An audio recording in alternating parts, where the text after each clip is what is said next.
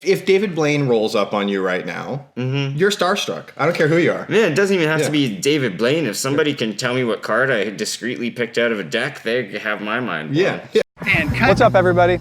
I'm Dylan Bartlett, and I have a passion for small business. You're hearing it here first. So we're talking to business owners to find out how they got started and what keeps them driven to succeed. This is In Your Business. Hope we can use that for something. Color grading, videos. Sounds like science, gang. Yeah, please use all of these. We have to switch sides. We can fix all of this in the editing. I'm kidding. He likes it when I make fun of him like that. He makes fun of me all the time. Do you go to a lot of shows and stuff? A lot of shows. I do go to a lot of shows. Yeah. A lot of local shows, and then maybe probably about 4 kind of big name bands a year. We'll go get down to the city or whatever. Yeah, I'll go down to Toronto or somewhere. Yeah. Do you think that there should be a more structured bathroom situation at shows that you go to? There definitely. Well, at least we're dudes and not the women always have much bigger lineups. But you know, for sure. It depends on where the show is, I guess. It seems to me like no matter what venue you go to, no matter where you are, how big or how small the place is, there's always like some level of like bathroom situation that really just drives me crazy. It is an issue. Yeah. You're right. You know? Like, so I have like probably the world's smallest like bladder in the history of the world. So I'm not like, I can't drink anything. Like if I'm out in public, like it's over. There's no scenario in the world where I'm getting in the car and I'm having a cup of coffee. Like forget about it. So like I'm driving my daughter down to Toronto like maybe 5 years ago or something to go see a Taylor Swift concert, right? And like we're cutting it close. Like, you know, like the traffic is heavy as it always is in Toronto. And like we're driving down the Gardiner and it said like the GPS says that it's we're 14 minutes away. Like, okay. You know what? You can hold it for that long? I can hold it for, exactly. I can hold it for that long for sure. I can hold it for 14 minutes. Okay. So after 40 minutes, it says we're 12 minutes away. Okay, so it's starting to get into a bit of more of a dire situation. Super dire, yeah. Definitely getting concerned at this point. So then I'm like, okay, it's like bumper to bumper. I can't do this anymore. You know what I mean? I got both my kids in my car. I'm like, you know what? I got a genuine for real situation, you know? So I pull over on the side of the Gardiner, no joke, hop the guardrail and like just find like some bushes and go to the bathroom. You know what I mean? Right? And like tight, kids, daddy's gonna be right back. Yeah, just exactly. Keep your seatbelts Except on. for I wasn't right back because it took a very long time for me to go to the bathroom. So that's my situation. So when I go to a show, it's like, man, I do not want to wait in line. So I would like as a global community, if we could solve this bathroom breaks at festivals and concert situation. Okay. That would be something that another business idea. Maybe you've got a new product, something that you can discreetly pee into a bag. I don't know. Yeah, exactly. Yeah. That could be the thing. You're right. Yeah. Maybe I need to be able to I need to be able to pee my pants without it being seen on the outside. Okay. You know what I mean? Yeah. That's good. There you go. You know what we're describing are just diapers. Yeah. Okay. Yeah, so those do exist. They do. Yeah, adult diapers. It turns out we didn't invent anything. Yeah.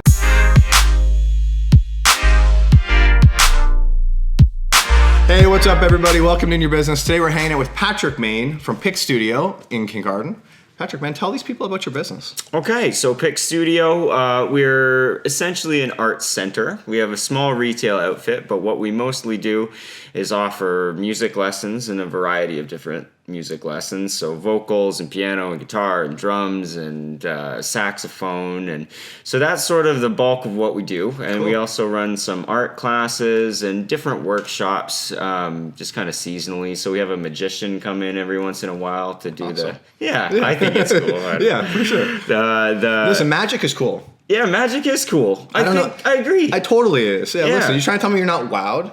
If David Blaine rolls up on you right now, you're starstruck. I don't care who you are. Man, it doesn't even have to be David Blaine. If somebody can tell me what card I discreetly picked out of a deck, they have my mind blown. For sure. Yeah. So we do that, and or we do video editing classes, like how to get people started with a YouTube channel, and just anything to sort of ignite the imagination of young people and right through to retirees. You have like this team full of people who are teaching there. Yeah, there's about 10 or 12 of us, depending on the time of year. Sometimes we have some summer students come in to help us run summer camps. But yeah, so we have an art instructor, and then a bunch of us just kind of specialize in either different instruments or different genres, so we can kind of pair the student that comes in with the instructor based on what their goals are. Yeah. So cool. Yeah. What's your specialty? Because you're kind of a jack of all trades, right? I'm a lot of a jack of all trades. Yeah. But I would say when I'm performing and when I'm doing my own shtick, I'm primarily an acoustic guitar player, singer, songwriter. Yeah. But it's always fun to sit in on a drum kit or something too. Yeah. Yeah. That's cool. Do you think that there's a lot of musicians who kind of like dabble in other instruments that aren't really their specialty? I would say so. It kind of depends on what level you're playing at, I guess. Yeah. I mean, if you're trying to make music as a career, or if you're making music as a career, there's a high likelihood that you can play a little bit of a lot.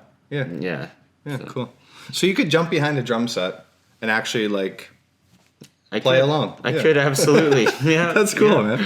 That's awesome. So what's something about Pick Studio that, like, after all these years, because you guys have been in business for how long? It's kind of always been molding and growing and changing and adapting, but so we've been in Kincardine here, I guess, 5 years now.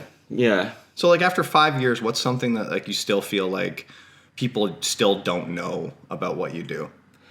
Well, that's a kind of a tricky question because we are kind of constantly in flux. So something that we do that people might not know. People don't know that we have a store, really. Yeah. People don't know that they can come to us to get strings and straps and picks and capos and all your sort of music essentials if you're a performer. Yeah. So, yeah. Cool.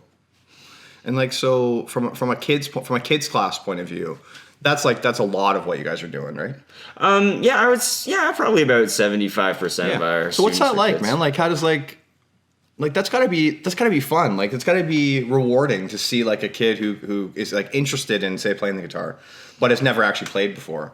And then like you've got some kids who are like super impressive now. Like, like who are like genuinely good at playing whatever their respective instrument is. Yeah, some of them are getting their own gigs down at Bar Down. They do the famous Fridays, so we have one of our students every week goes and opens up for whoever their performer is. And so we try our best to, like I say, ignite the imagination of young minds and inspire them. So it is something really special to kind of see somebody go from that point of like, oh, I suck at music, I'm just trying something new, and just going from that point of insecurity to the point where they're standing up on stage and everybody's clapping, and you just see something about their physiology even changes. I'm a musician now, and it's very confidence building. That's wild, man. So do you guys do like, is it like one-on-one mostly? It's mostly one-on-one. We've done sort of School of Rock, teach you how to be in a band. Which is a great movie, by the way. It is a great movie, I like to play with Jack Black. So we do mostly private classes, but we do some group offerings as well. And then like, what's going on this summer for you guys? Like, what's coming up? July, we've got tons of camps booked. We're doing there's a yoga camp, and we're doing an art camp and a music camp, and it's just kind of a week of making crafts and doing paintings. And if you're doing the music camp, you kind of get a little bit of an opportunity to try every different instrument, so you can kind of walk away from that camp knowing at least how to keep a solid drum beat and play some chords. And that's awesome, man. Yeah, that's cool. So let's talk about adults then for a sec. Yeah. Like, what about if adults want to come in and learn something? Adults can absolutely come in and learn something. We have lots of retired folks that are coming in and they just want a new hobby to do in their retirement with all their time off, and keep the mind sharp. And it's actually really great for dexterity in your fingers too, if you're struggling with arthritis or anything like that. So yeah, that's cool, man. Good deal. So you guys have a big exciting summer coming up. We do, and we have lots of students playing at the Blues Fest, and even just myself personally playing gigs. It's quite busy. Yeah, that's awesome. What's the next show you got coming up? Ooh, the next show I have coming up is actually a wedding for AJ Wheeler. So cool. Lots of weddings, and it's always fun, man. Yeah. You can't ever be grumpy and make music for a living. Have you seen the movie The Wedding Singer? Of course. Of course. How does that make you feel? Make you smile whenever you're sad. Oh, even though of course, yeah. That's amazing. Adam Sandler used to be really funny, right? Yeah. And now he's not that funny anymore. What's with that? No, I don't know. So he did this. Do you agree? I would absolutely Yeah, agree. yeah. Well, and even watching Adam Sandler videos from the past that I used to just be in stitches watching. Sure, now I yeah. kind of watch them. I'm kind of like, this is a little bit, it's Yeah. a little bit weird. And I think he sort of, it happens to a lot of comedians where they sort of become caricatures of Yeah. themselves, where it's like they're doing something fresh and it's new, and then they find their shtick and they stick with their shtick for a really long time, Yeah. and then it's just kind of like, okay, Yeah. you know. Yeah. And I think because I'm with you, I agree. Like I think I was like wholeheartedly like a huge fan of his, like Saturday Night Live early into his career, and then I don't know. Now it just seems like he's, I don't know how old he is now, like in his 50s or whatever, and he's still doing the same kind of thing, and it's just, I don't know. Yeah. One movie that he came out with, Funny People, which was like a drama about comedians. Did you ever see that one? No. It was pretty poignant, and he was playing a serious role, and it was kind of all about like the life behind what happens on stage when you're a stand-up artist. So worth watching anyway. Yeah, Watch for sure. it. Yeah, check that out for sure. So like the wedding gig's got to be weird, right? Like, is it like a request situation? Because I mean, like one thing I've noticed, like in seeing you play a bunch of times, is you have like a super kind of like well-rounded like song list. I mean, you know what seems like an impossible amount of songs, both from an instrumental point of view, but also from like a lyrical point of view. You know, like so. That always like blows my mind. Like, how many songs are crashing around in your head? Oh, I wouldn't even like 1,000. I don't know. Yeah, maybe yeah. more. That's a benefit of teaching, because you sort of learn songs by accident. So especially with all the kids coming through, there was a time there where I probably know how to play every Taylor Swift song, and even every Justin Bieber song. So I can sometimes surprise people when somebody even yells out as a joke, Play Sorry by Justin Bieber. All right. Yeah, I will do that. Yeah. I know how to do that. So you're accidentally learning them, but are you remembering them on purpose, or do they just stay in your mind?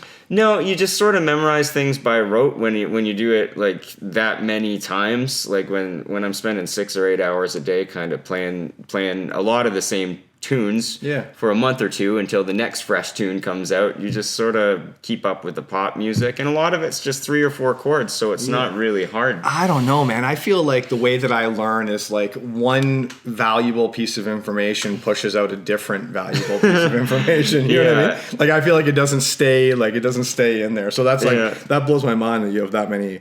I will say this though. I think I remember the lyrics to every song that I've ever heard. Yeah, because that's sometimes where I wing it. I make it up. Yeah, actually, you're right, actually, because the one time we were at the Bruce, you actually did a funny, I can't remember what song it was now, but you totally just like hummed your way through the part that you couldn't remember, which I love. Yeah, sometimes if you just smile and you hum confidently, people don't notice anyway. Strum a little louder. You can kind of make up some lyrics if you want to. It's a good opportunity to work on your freestyling. Yeah, exactly. Yeah, exactly. Just bust out a verse that you wrote. Yeah. So while you're here, we got to talk about Kincardine After Dark. Oh, sure. So, like, you want to just like explain to the people, like, what are we trying to do here with Kincardine After Dark? Because we got some exciting things that we're like working on, and you and Dylan Trahan kind of like got this thing rolling, and now it's become like a big deal. Yeah. So just take a start to finish. What happened with that? Okay. Well, I always just love projects. Like my mind's always kind of going. It's like, okay, things are chugging along, but how can we make things even better? And Kincardine, I love that I can call Kincardine my home, because it's such a progressive community. There's lots of people that are really driven to contribute to good causes and just make more happening scenarios. So there's lots of what I like to call movers and shakers that are here.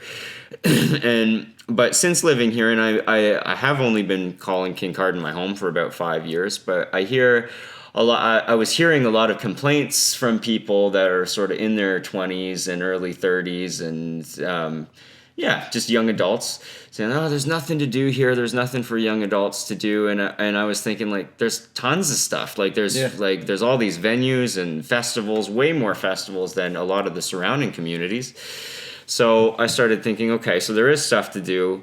People are complaining that there's not. So we just need to somehow be more cohesive as people that are running events and trying to create these happenings.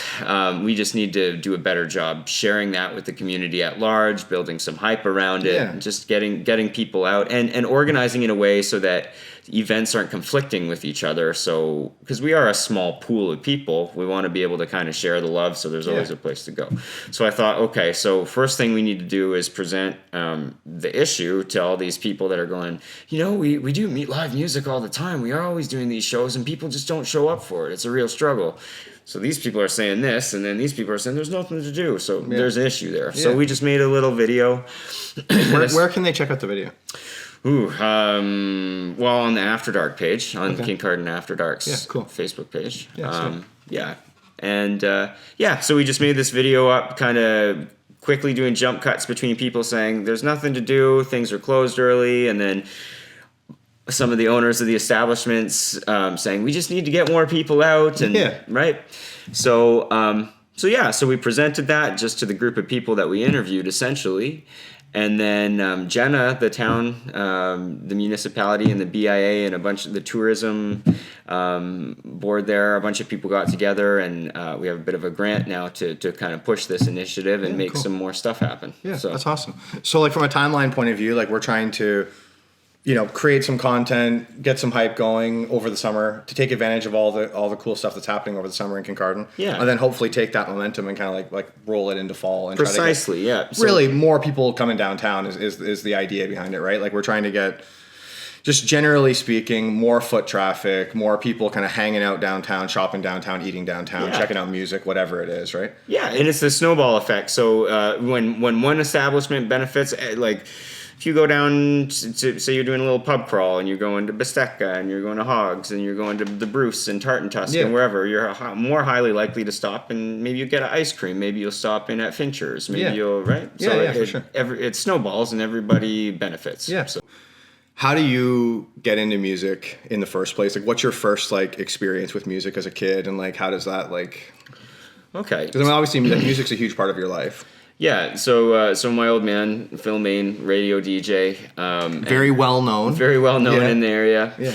And, but he also plays music. And so around the house when we were kids, we would just always, like, there'd always be people coming around doing church concerts and stuff. They would bring in different musicians and guys that my dad knew from college because he went to music industry arts. So literally it's just been part of our lifestyle. We've just always been players around, and my family is all musical. So yeah, that's cool. So what was your first, like, do you remember the first time, like, that you really, like, picked up an instrument and really, like, kind of played around with it and thought this would be something maybe I want to do?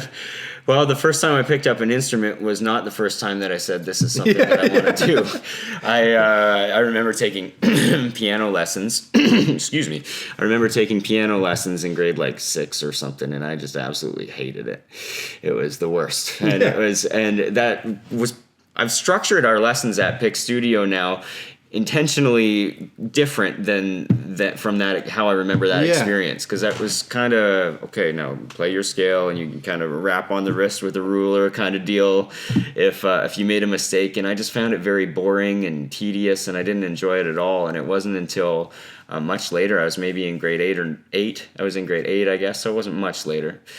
But grade 8, I just picked up a guitar, one of my old man's old 6 strings, and just kind of started playing by ear and teaching myself. And so I was doing gigs. I had taught myself guitar initially, and was playing in little cafes and stuff all the way through high school. Yeah. It wasn't until much later that I went and furthered my musical education. But yeah, cool. Yeah. Do you find that, like, when it comes to, like, teaching kids that if you, for the most part, if you can allow them to, like, learn what they want to learn, then they're much more responsive to the lessons themselves. Oh, definitely. You know what I mean? Like, because I mean, like, I think, like, for a lot of kids, like, probably me included, or maybe even you too, like, that, like, you sit down, you pick up whatever instrument it is. You're thinking, I want to play a song that I know, that I've heard, that I like, you know, by an artist that I dig or whatever. Yeah. So, you know, like, I think that's got to be a bit of a challenge for you, is, like, you know, trying to find some music that the kids really respond well to, that they want to learn how to play, that they recognize, but still allowing them to, like, actually, like, learn how to, like, play. Yeah, well, it's all just about... I think the trick to life really is connecting with people, whether that's if I'm up performing, I kind of look around and I can kind of say, okay, like these are people that are mostly, in the 30-year-old range. So they're born in the 80s. So people from the 80s love Nirvana. They love Chili Peps. They love Radiohead. And it's like, okay, so I'm going to create an experience for these people that they're going to enjoy. Yeah. And so I will play those songs, and usually people are up, woo, like having a good time, right? So, and it's not unlike that for teaching. It's like, how can I make you feel special right now? How can I connect with you? And how can I really get the point across here? Because you don't want to just show somebody G, D, minor, C, even though you could play every song with those 4 chords. You don't want to just slam that at them and give them no context, because it's not valuable to them. So you just got to find little ways of getting people to light up. And it's like that in business. It's just like, how can I make the customer the happiest? How can I serve the community? How can I do well and create a positive experience here? Yeah, so, very cool. Yeah. So how's that? So from a business point of view, how's that progression been for you? Progression. Yeah. There you go. Metaphors everywhere. Oh, just a little music. No big deal. Yeah. Sorry about that. Yeah. So how's that been for you? Like, as far as you start a business, as you know, it's not like an if you build it, they will come situation. It's much more like complicated than that, So it feels to me like people really dig what you're doing. Your business has grown a lot. It's grown a lot. Yeah. So what's next for you? Like, what's your next big plan for Pick Studio? The next big plan for Pick Studio. Well, I guess I don't really have a next big plan for Pick Studio specifically. We a couple years ago we bought Sellinger's music out of Listowel, and we really tried to grow our operation. And I had dreams and goals of just having many Pick Studios in lots of small towns. That vision and that dream has changed just based on doing it for a couple of years. It's like I felt like I was stretching myself too thin trying to serve 2 communities. I wouldn't want to grow it any larger than that. So even since then, it's like Listowel was just too much. I want to double down and focus on this community, just work on our relationships here, just work on what we're doing here and do a better job at it. Yeah, that's awesome. So we're not really in a growth stage specifically with Pick Studio. There's other projects that are taking my attention. Yeah, that's awesome. Are you a morning person? I'm trying to be. Yeah, lately. Because it seems like counterintuitive, right? That like a musician who primarily, like, when you have like a show that you're doing, you're up late. Yeah. It seems like being a morning person would be a challenge. It definitely throws you off. I'm a big self-development and self-help kind of guy, so I'm always trying to substitute bad habits with good habits. So even though my job, going out playing in pubs or festivals and stuff, does keep me up late on Fridays, Saturdays, sometimes even through the week, I try and correct that. So I'm making sure I get up early and hit the gym and do some of these more. Let's talk about your gym journey, because this is kind of like new for you, but I know you're excited to experience this new thing. Like, so how's it been so far? Like, so now you're forcing yourself to be a morning person. Mm-hmm. You're trying to get to the gym like pretty much every morning, right? Yeah. And like, how you been feeling? I mean, you look like $1 million. Oh, thank you. Right? Stop. Yes, that's it. No, I've been feeling good. My energy levels are higher. I always find there's not quite enough time in the day to do everything that I want to do, because I also love writing and I love doing creative projects. So that tends to be what I focus on if I'm up late into the night. But then along with that also comes, like, you wake up kind of lazier, or sometimes you have a few too many beers or something, right? So it's all about kind of finding that equilibrium and finding that balance. But the gym has been going excellent. I'm feeling very energetic. I'm starting to notice some differences with my body, and just the diet has been great. So let's talk about that for a sec, diet, because I think that's the biggest challenge for a lot of people. So, is there what's your kryptonite? Like, what's your thing that you just you can't say no to this, and you're going to go to the gym? Yeah. I'll give you an example. Like, my brother Mike says that he only runs on a treadmill so he can eat cheese. Oh yeah. Yeah. Like, he just, he loves it. Yeah. So what's your thing? Like, what's your thing that you're going to the gym essentially solely so that then you can go and you can eat this other stuff? I don't know that I really think about it that way. For me, I like up until I started going to the gym, I just had a really pretty bad diet of just like beer and pizza, and I was just feeling kind of bad about it. So beer and pizza's bad. So beer and pizza's bad. Okay, At least it was bad for me. I was just kind of feeling sluggish, and so I started thinking, okay, other attempts that I've made in the past to, cut out some of these bad habits that I've had has been like, okay, so I'm not going to eat pizza for 2 weeks, right? I'm not going to drink beer for 2 weeks. But then my whole focus is on pizza still, because I'm like, oh, that's been 3 days since I just start thinking more and more about pizza. Yeah. So how I'm trying to frame it is like, okay, it's a lifestyle change. I don't do that anymore. Now I just eat chicken breasts and salmon and vegetables. So I'm just trying to restructure my diet plan. But still beers?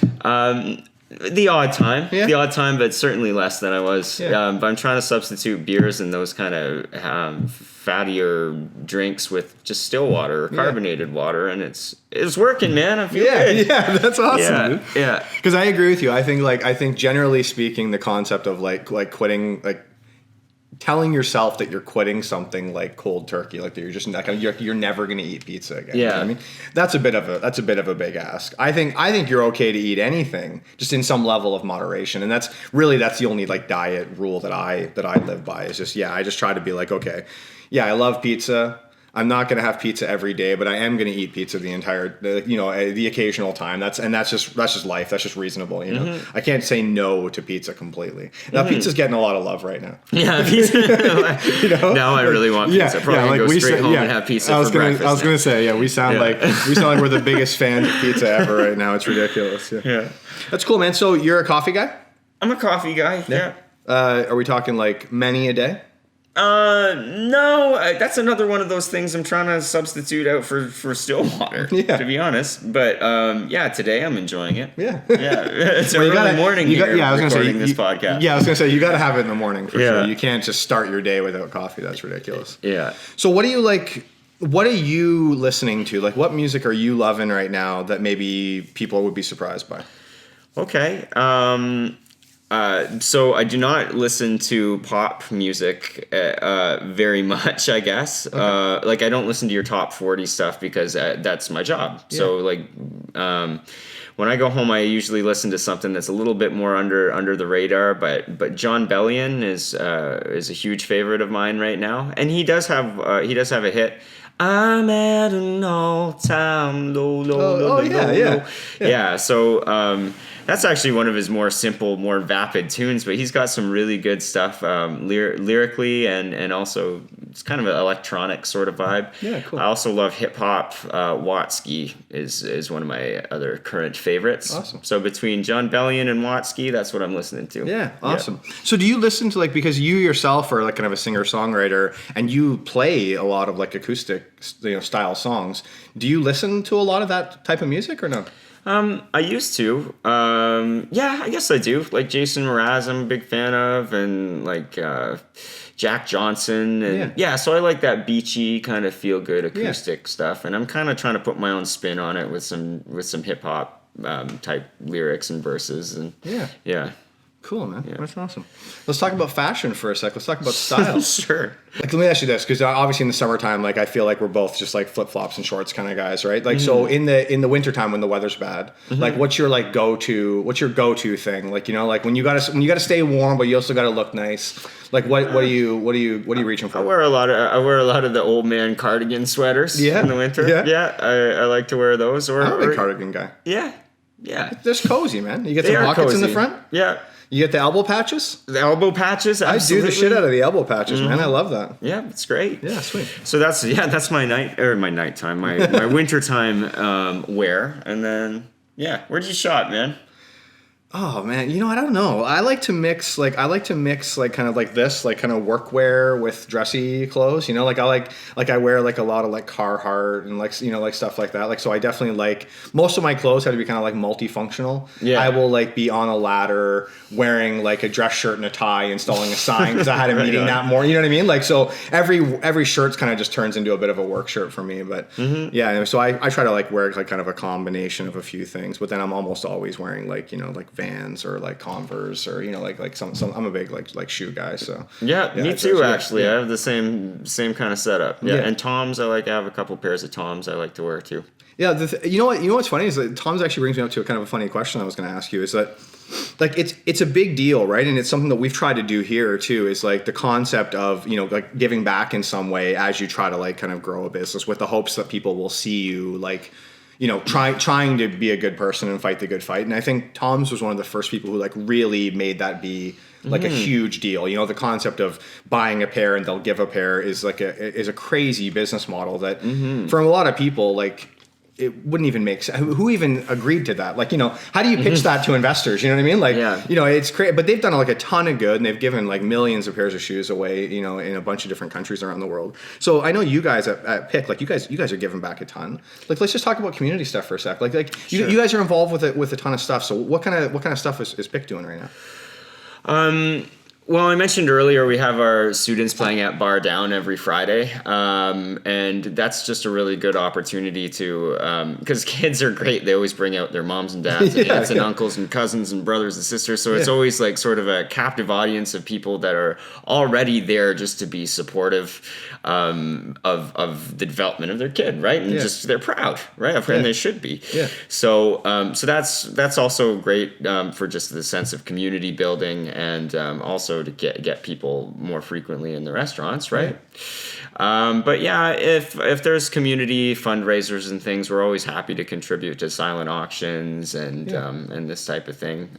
Just anything to sort of help build up your neighbor and try and make the world a better place and do what you can to help out, right? Yeah, I totally agree. Because I got one thing I find about Kincardine it makes it super unique compared to a bunch of other places. It's just there's so many like vibrant, like exciting nonprofit groups too. There's a lot of people trying to like do a lot of good around the community, which is amazing. So yeah, it's pretty cool as a business owner to be able to like see some of those organizations grow and be able to help them out. Like you said, like we do a lot of that like silent auction stuff and everything too. So it's pretty cool to see some of these events like turn into such big deals. Yeah.